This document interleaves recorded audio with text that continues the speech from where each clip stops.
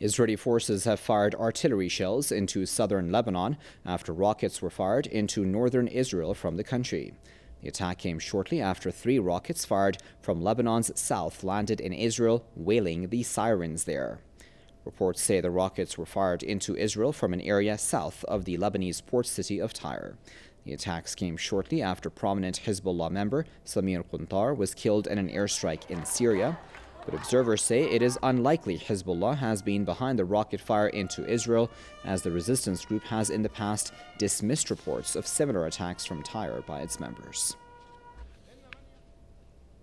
Our correspondent in Beirut, Lamis Karut, earlier said Hezbollah was not behind the rocket attack that preceded Israel's shelling of southern Lebanon.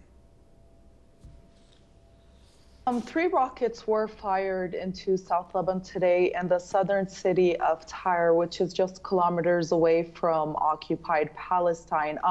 No reports of injuries, thankfully, or deaths took place. First of all, speculations would take place that Hezbollah would do this. However, it has shown that it wasn't Hezbollah, because if Hezbollah were to fire these rockets, I mean, Hezbollah has a goal of at least killing Israeli soldiers or etc. And we saw that this act just it didn't really have a target. And reports were saying various individuals, first of all, fired earlier this evening into occupied Palestine, northern Israel, and then we saw Israel retaliate into southern Lebanese soil.